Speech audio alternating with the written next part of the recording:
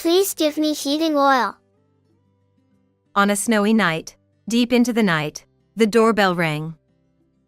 When I opened the door, there stood my 4-year-old niece. She was shivering from the cold. Her lips were purple. Why had such a small child made the journey to our house, which took even adults 30 minutes? That's impossible. He always wears a stoic expression, but he's gentle with a tender side, and easily moved to tears.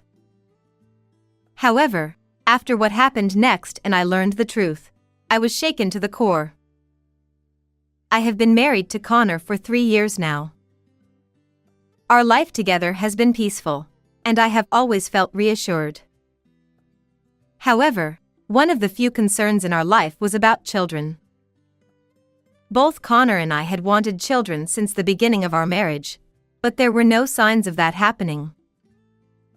Although I understood that it was something beyond our control, I couldn't help but feel a little lonely every time I saw couples with children on the street. Another concern was the strained relationship with my own family. Especially with my brother Adam, things were not going well at all. It was largely because of him that I had distanced myself from my parents emotionally. My brother, who is 5 years older than me, has always looked down on me. Adam excelled in everything and acted as the model child in front of our parents. No matter what happened, our parents always believed in him and rarely paid attention to what I said. Nevertheless, we continued to maintain our relationship as a family. Both my brother and his wife, as well as my husband and I, lived near our parents' house after getting married, so inevitably we had many opportunities to encounter my brother.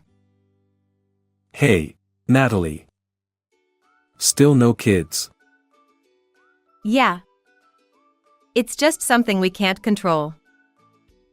If you keep taking it so lightly, your husband might just leave you one day. With a smirk on his face, Adam laughed as if he were quite satisfied. His favorite pastime was teasing me and Connor about not being able to have children. My kind husband doesn't show any signs of anger and skillfully brushes off these comments, but I can't help but feel uneasy. Even my brother's wife, Vicky, seems uncomfortable at those times. I feel like she's a kind person from the way she treats their daughter, Bella, but she seems unwilling to go against Adam. While I did want to get along with my sister-in-law and niece, doing so would mean having to deal with my brother, so despite living nearby, we kept our interactions to a minimum. On one particular day, something unusual happened. Please give me heating oil. Mommy is cold.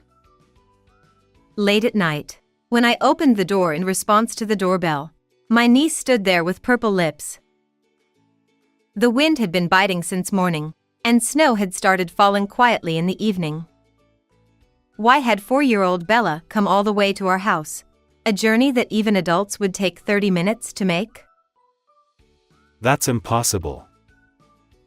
I was startled when my husband suddenly raised his voice at our shivering niece. Anyway, we needed to warm up Bella.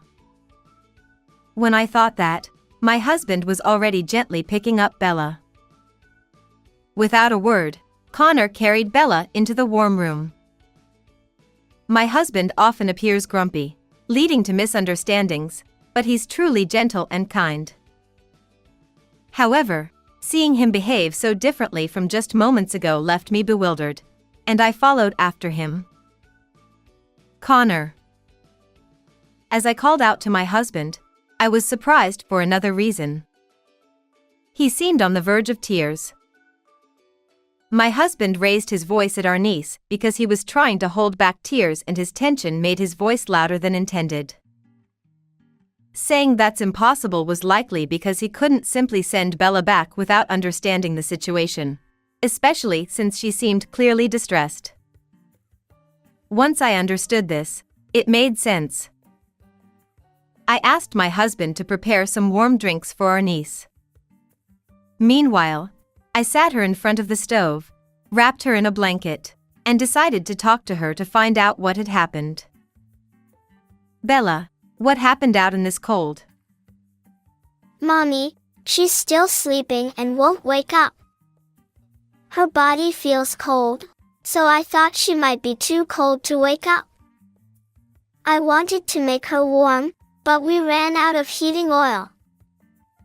Hearing this, I felt a chill run down my spine. It stirred up such grim imaginings. All right. But the heating oil is heavy, so Uncle and I will drive you there. Is it okay? Thank you. Bella's expression finally brightened, but time was of the essence. We hurriedly got into the car and headed to my brother's house. 5 minutes later, we arrived at my brother's house.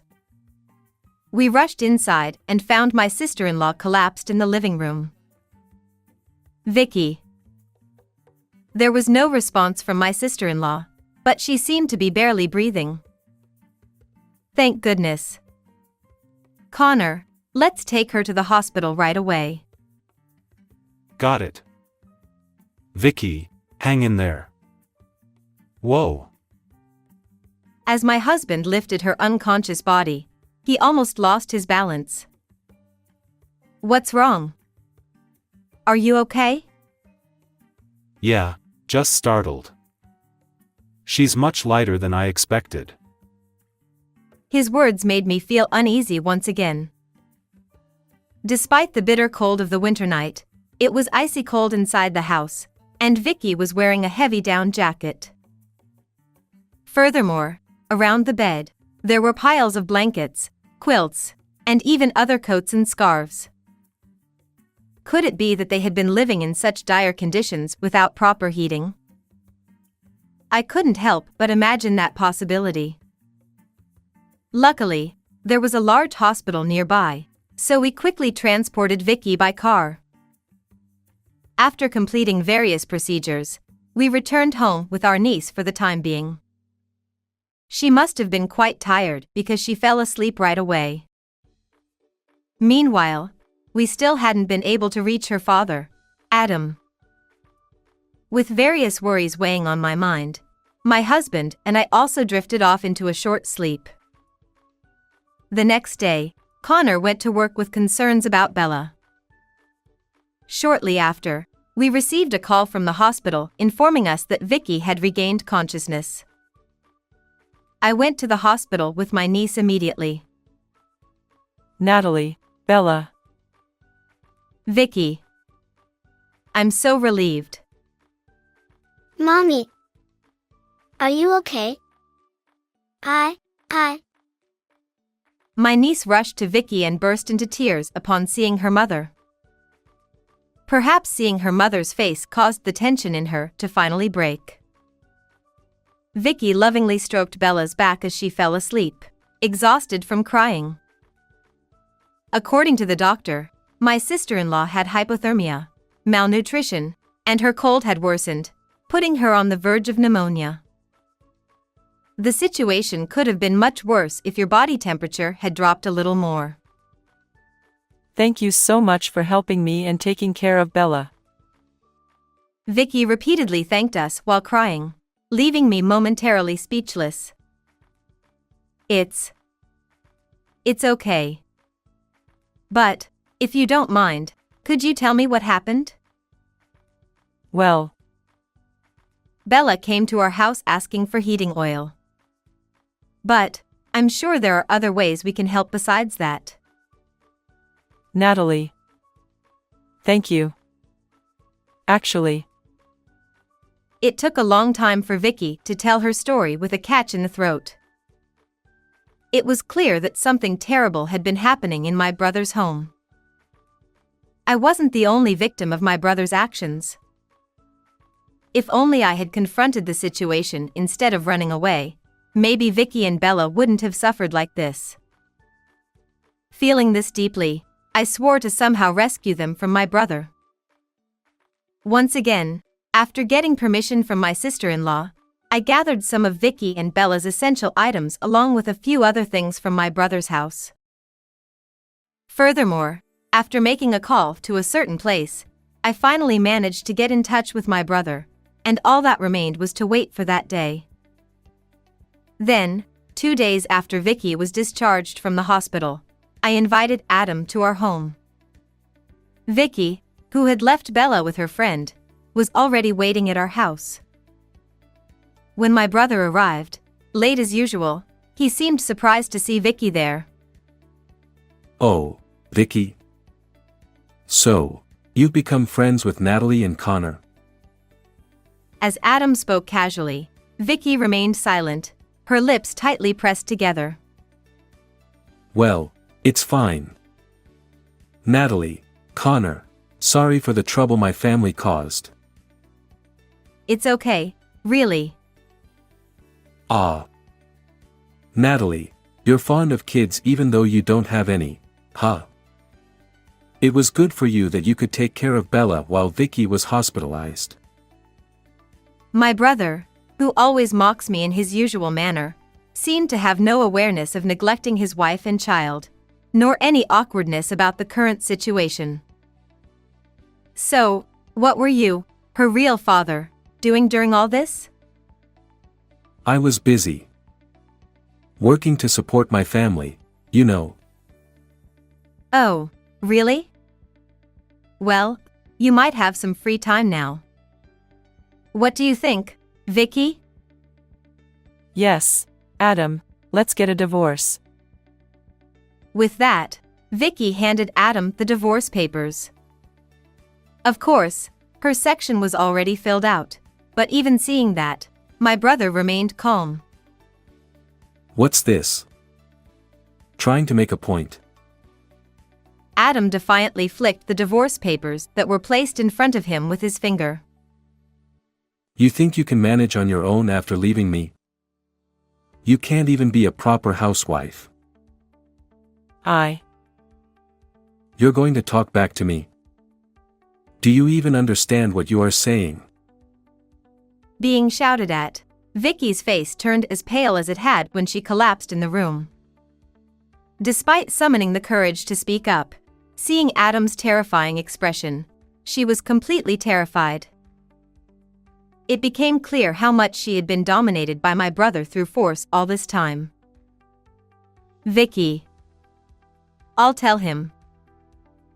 As I touched my sister-in-law's hand, she squeezed it tightly and nodded. Vicky was suffering from malnutrition. Because you hardly provided any living expenses, she had to cut down on her own food budget. Huh? What's this all of a sudden? I've been giving her money, haven't I?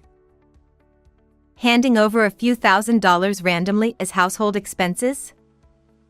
Do you even remember how much you were giving her? Vicky is lying. She kept a household account book. It was to explain to you that you couldn't live like this. But even after hearing that, my brother just laughed it off. A household account book she just scribbled in doesn't prove anything. Well, how about this then? At that moment, I took out my sister-in-law's medical diagnosis report and another document I had prepared. These are printouts of your bank account usage and card transaction history. There's no evidence of money being used for household expenses, is there? Where did you get those from? I got it from the computer at your house. Every website had saved passwords, so it was easy to log in. Suddenly confronted with such evidence, my brother's mouth hung open, and he struggled to find words. And besides, spending nearly $3,000 each month? Seems like you've been enjoying quite a lavish lifestyle. You said you were busy with work, but it seems like there was another reason you hardly ever came home. As I smirked meaningfully, Adam's face contorted. What's that supposed to mean? Don't say such disreputable things. Stop your weird fantasies. Oh, so you're going to play dumb till the end. I shrugged my shoulders and then revealed one last thing, something I had saved on my brother's computer. It was a photo of messages exchanged with his mistress, suggesting an intimate relationship. The messages even detailed extravagant gifts and trips, along with significant savings being spent on the affair partner. Even with all this, you still claim to be innocent? Adam, confronted with undeniable evidence, blinked rapidly. Vicky not only seeks divorce but also intends to claim damages. We're also willing to cooperate. Upon hearing this, Adam fell silent for a moment, but soon he began to lash out. What's that supposed to mean? You're sticking your nose into our marriage. Who do you think you are? It's Vicky's decision. Whatever. Do whatever you want. I won't let this slide. At this point, his defiance left me nothing but exasperated. But in a way, I expected it to come to this. After all, the reason we had someone hiding in the next room was precisely for this moment. You're beyond help. You can come in now. Huh. My brother's eyes widened in astonishment. Entering through the door were our parents. Dad. Mom. What are you doing here? We called them. Of course, they've been listening to everything. I observed Adam's stunned expression and my parents' complex emotions. They had always believed in my brother more than me. But surely, they must have understood his true nature by now. There's no way they would continue to support him, right? Anxiety surged through my chest at the thought. That's why the relief I felt when I heard the decision my parents made regarding Adam was immense. My parents decided to sever ties with my brother and support Vicky and Bella. Adam, confronted with their firm stance and clear position, could only react with confusion. Wait a minute. But, I'm the eldest son. You can't just abandon me, can you? Adam desperately clung on, trying to convince them to change their minds. Seeing him like that, I decided to play my final card. It's you who will be in trouble, isn't it, brother? Without the inheritance from our parents, you won't be able to repay your debts, will you? This was something I hadn't yet disclosed to our parents. I didn't want to burden them with the knowledge that their own child was relying on inheritance to pay off debts. I told you, didn't I? I've checked everything on your computer. You've been borrowing from various places. Well. But seriously, trying to estimate the value of the family land and cars? Isn't that a bit premature? At that point, even my brother turned pale, sweat starting to drip down his forehead. Natalie. Do you not care what happens to me? I mean, not really? Come on, don't say that. Aren't we just two siblings here? It's okay to help each other out, right? I was surprised by Adam's sudden change of heart, but my own feelings remained steadfast. I'm sorry, okay. I'll apologize. But I can't repay the debt on my own. Adam looked at Vicky with pleading eyes, but she completely ignored him. There was not a single person there who sided with my brother. Isn't such an apology too little, too late? Both Vicky and I don't care what happens to you anymore. You get what you deserve. As I cut him down with those words, Adam slumped his shoulders and collapsed to his knees. Afterward, Vicky and my brother officially divorced. Given Adam's behavior up to that point, custody naturally went to Vicky. He was ordered to pay a lump sum of $120,000 in child support and $15,000 in alimony. However, with only his daytime job, He couldn't keep up with the payments, so he started working night shifts doing temporary jobs every day. Vicky also received $10,000 in alimony from Adam's affair partner and has now started fresh working at a new job. And as for me, surprise!